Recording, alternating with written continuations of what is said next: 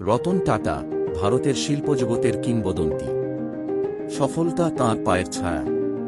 কিন্তু তাঁর জীবনের একটা প্রশ্ন সবার মনে, কেন তিনি অবিবাহিত থাকলেন? ছোটবেলায় রতন টাটা স্বপ্ন দেখতেন সুন্দর সংসারের, কিন্তু পরিবার ভেঙে যাওয়া তাঁর মনে গভীর দাগ ফেলে।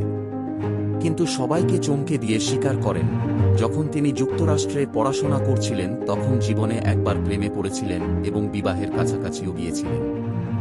কিন্তু তার সেই প্রেমের গল্পে অপূর্ণতা রয়ে গেল। সেই সময় রতন টাটা এর দাদি এর খুব শরীর খারাপ করে ইন্ডিয়া থেকে ফোন আসে তাকে ইন্ডিয়াতে ফেরত আসার জন্য, কিন্তু তার প্রেমিকা ভারতে আসতে রাজি হননি। কারণ সে সময় ভারত চীন যুদ্ধ চলছিল এবং মেয়েটির পরিবার মেয়েটির নিরাপত্তা নিয়ে চিন্তিত ছিল। তখন রতন টাটা ইন্ডিয়াতে ফেরত এসে দাদির সাথে টাইম কাটায় এবং টাটা গ্রুপের কিছু দায়িত্বভার তার উপর চলে আসে। কর্মজীবনে নিজেকে সম্পূর্ণ উৎসর্গীকৃত করেন তিনি। নিজের প্রতিষ্ঠানকে নতুন উচ্চতায় নিয়ে যাওয়াই হয় তাঁর জীবনের লক্ষ্য। ব্যবসার পাশাপাশি সমাজের জন্য কাজ করে তিনি অসীম আনন্দ লাভ করেন।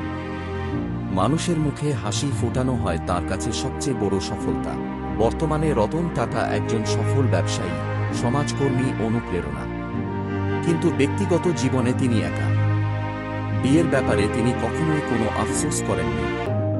কাজ, সমাজ কল্যাণ, দেশ, এই তাঁর পরিবার।